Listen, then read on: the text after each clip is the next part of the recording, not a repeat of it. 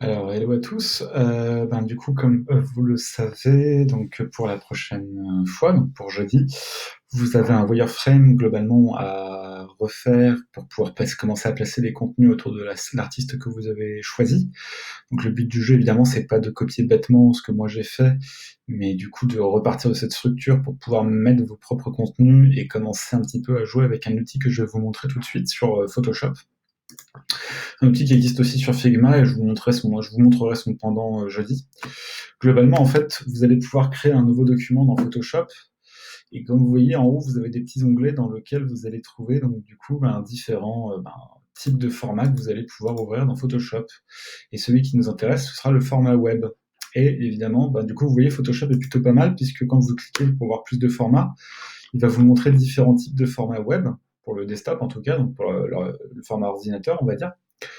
Et du coup, le format qui va vous intéresser, ça va être le format web le plus courant. Globalement, ça va être la moyenne de tous les formats qui sont utilisés pour travailler sur Photoshop.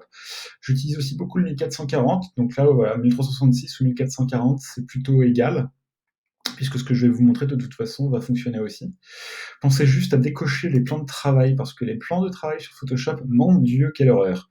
Je vous conseille vraiment, vraiment de penser à décocher ça, parce que si au moment où vous voulez commencer à exporter ou faire des copier-coller, ça va vous prendre un temps. Donc voilà, décochez bien les plans de travail. Et du coup, évidemment, là, vous allez pouvoir créer votre document. Donc une fois que vous êtes sur ce document, évidemment, n'oubliez pas que vous avez droit à l'outil recadré qui se trouve ici et qui va vous permettre donc du coup de pouvoir agrandir votre plan de travail, un peu comme sur l'infographie qu'on avait réalisée ensemble.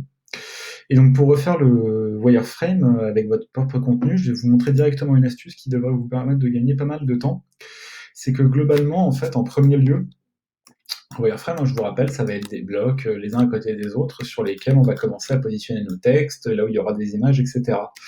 Et en général, quand on commence, on va positionner un peu nos blocs à Capulco, donc un petit peu n'importe comment. Voilà, tiens, je vais coller celui-là là, celui-là il sera un peu grand comme ça. Enfin, on a tendance à faire un peu n'importe quoi, à ne pas structurer notre composition.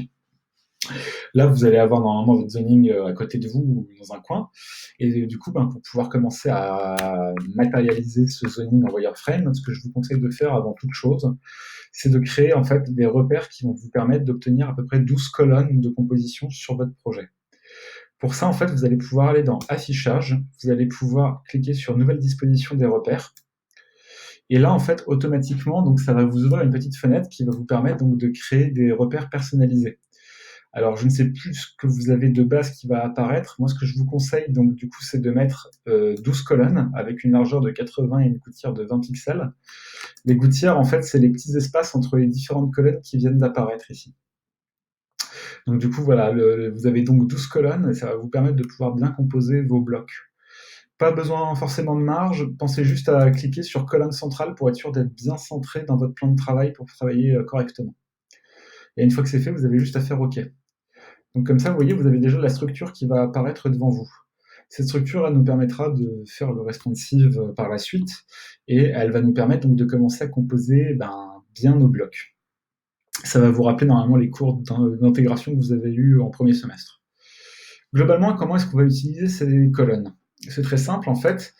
Vous allez pouvoir utiliser ces colonnes déjà pour voir la limite de votre site web. Donc par exemple, vous allez pouvoir avoir un header qui peut prendre cette place-là ou dépasser du format de votre site, hein, ça, il n'y a pas de souci.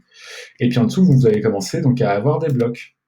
Donc par exemple, vous allez pouvoir avoir des blocs qui vont prendre potentiellement toute la largeur, ou alors des blocs qui vont faire moite-moite, c'est-à-dire, alors quand je dis moite-moite, en fait, ça veut dire quoi?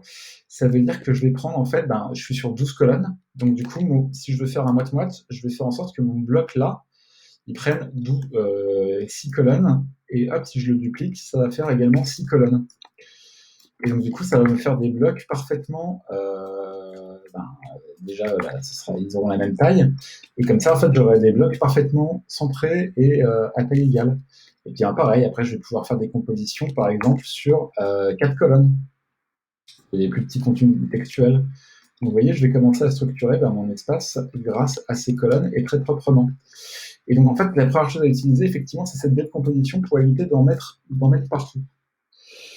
Alors évidemment, après, vous avez encore d'autres types de compositions que vous allez pouvoir faire. Hein. Évidemment, vous allez pouvoir aussi faire des blocs qui font un tiers, deux tiers. Donc du coup, hop, je déplace ça, je le dépose là. Donc par exemple, là, ça va prendre 4 colonnes.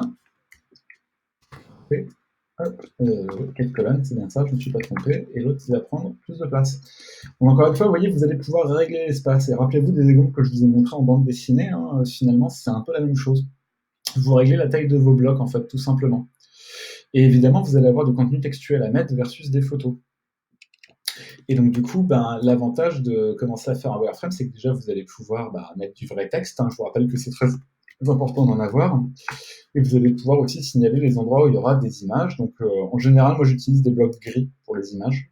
Comme ça, je ne me prends pas trop la tête. Et donc, vous voyez, là, par exemple, je vais pouvoir commencer à mettre du texte à côté de ce bloc-là. Donc, évidemment, je vais créer directement une zone de texte en cliquant, glissant, pour commencer à faire apparaître du texte à l'intérieur et avoir un bon cadre, hein. Vous voyez, je travaille très proprement. Je vais évidemment régler la taille de ma typographie qui est un peu bourrine, on va se l'avouer tout de suite. Je peux faire à gauche. Et un petit conseil, donc du coup sur le texte, restez plutôt noir. Et un truc qui va vous permettre de bien structurer votre propos, c'est un petit conseil graphique que je pourrais vous donner quand vous avez beaucoup de texte, et c'est ce qui va vous arriver. Je vous conseille en fait de laisser la première phrase en gras avec une bonne taille. Je suis à 30 pixels, c'est peut-être un peu trop, on va se mettre à 24 par exemple. Et même sur un wireframe, normalement, vous n'êtes pas censé faire du design sur un wireframe, mais c'est juste pour commencer à vous aider à structurer un peu votre texte. Et globalement, je vais mettre un texte en dessous, une taille encore en dessous à 18 pixels. Et je vais la mettre en régular. Et donc, du coup, bon, là, j'ai pas de vrai texte, hein, c'est du faux texte que j'utilise, mais c'est pour la démonstration. Et là, je vais pouvoir donc mettre du faux texte qui va me permettre, en fait, voilà, vous voyez, directement, en fait, on va directement commencer à lire la première phrase et ensuite passer sur la suivante assez spontanément. Du coup, l'avantage, c'est que si vous commencez à structurer votre travail comme ça, vous n'aurez pas trop de soucis et ça devrait vous permettre tout de suite de commencer à avoir une composition plutôt agréable d'entrée de jeu pour structurer votre texte. Je vous recommande de faire ça. Que dire de plus? Donc voilà, là je vous invite. Alors, si vous voulez afficher ou désafficher les repères, j'utilise un raccourci clavier qui est le commande H. Et sinon, vous pouvez aussi faire commande 2 points, contrôle 2 points sur PC ou contrôle H. Ça vous permettra de faire apparaître ou de faire disparaître les repères. Vous pouvez aussi aller dans affichage et vous pouvez aussi aller donc dans afficher et décocher repère ici. Et hop, vous voyez, ça se décocher.